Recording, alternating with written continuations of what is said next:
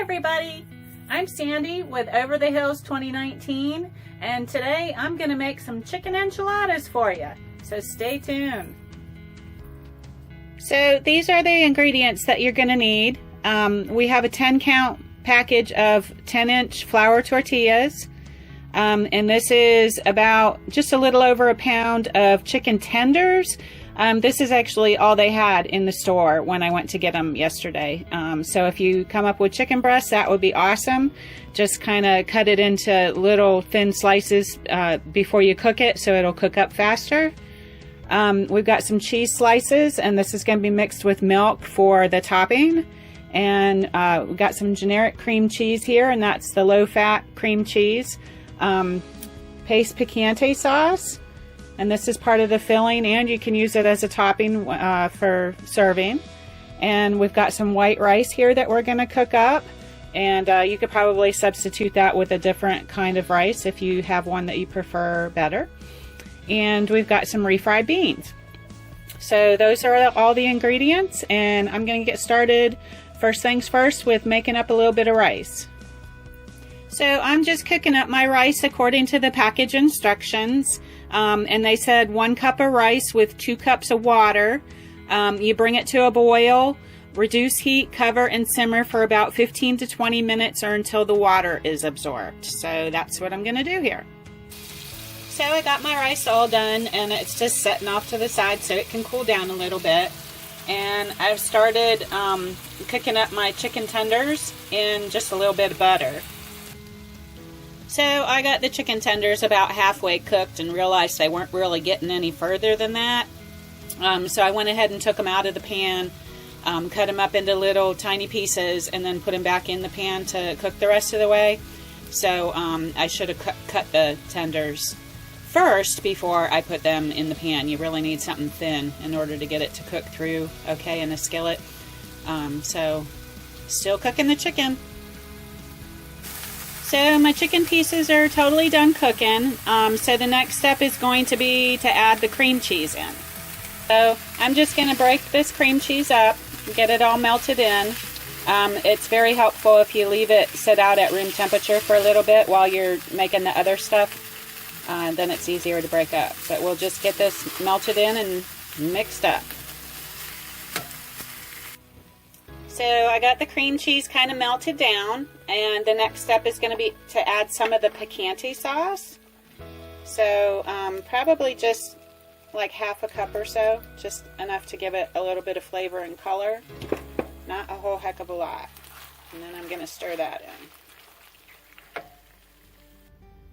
in. Okay, so this is the main filling for our enchiladas. This is just the shredded chicken. The package of cream cheese, and maybe about half a cup or 3/4 of a cup of salsa. So now we're going to start putting the enchiladas together. So this batch of filling I made is going to make probably about 8 enchiladas.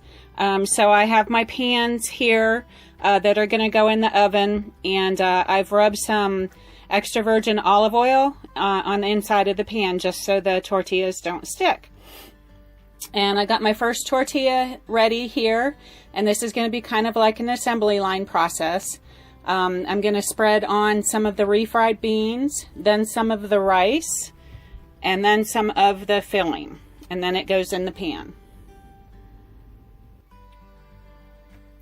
So just going to spread some of the refried beans on here. We really like beans, so I put in a lot of them.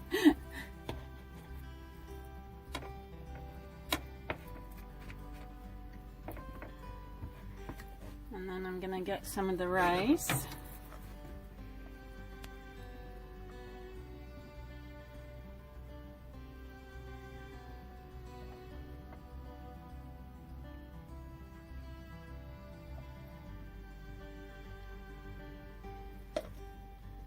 And then some of the filling with the chicken in it.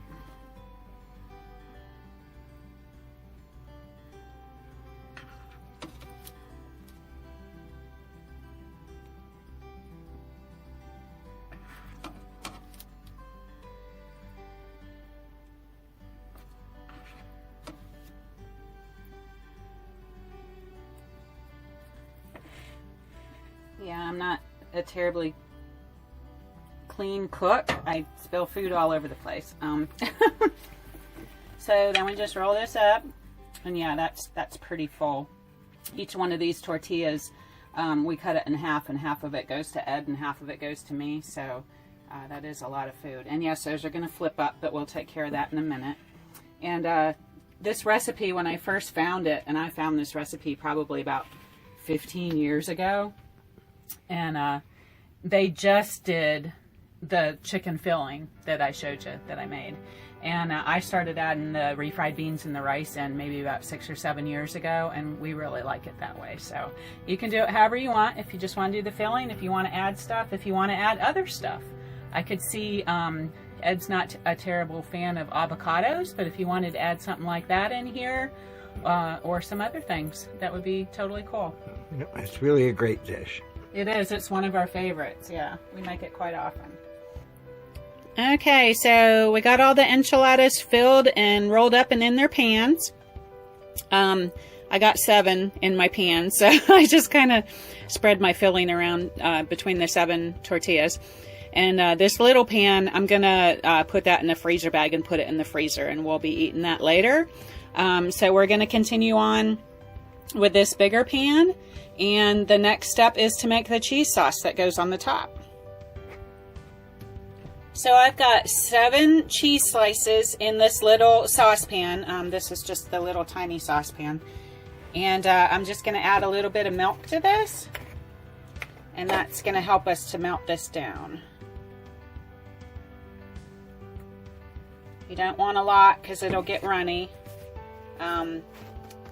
But you want to make sure there's enough in there to keep everything from burning, and it'll just melt down into a sauce. So I'm going to light up the stove and start stirring this around. So I just chopped up the cheese a little bit with this spatula that I'm using, and it's really helping melt the cheese down. So just going to keep stirring. I wouldn't leave this alone. It's more likely to burn. So I'm just going to keep stirring in this until this gets to a cheesy consistency. So we got it all melted down, and I'm just going to pour this over top of the enchiladas that we're going to be putting in the oven here. And you kind of use this cheese as a glue as well to glue the flaps together of the tortilla, and it really works good. So we're going to go ahead and do that. Okay, so I got the cheese spread on the top. And now this is just going to go in the oven at 350 degrees for only 20 minutes. And then we are ready to eat. Alrighty, so it's cooked in the oven at 350 degrees for 20 minutes. And Ed and I have dished out our servings. I think we both topped it with a little bit of taco sauce, a little bit of salsa, and a lot of sour cream on my side, not so much on his.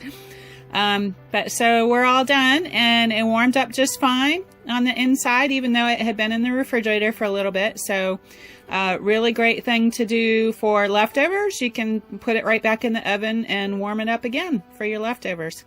So no need for a microwave, and really good, easy to do thing when you're living in an RV. Enjoy!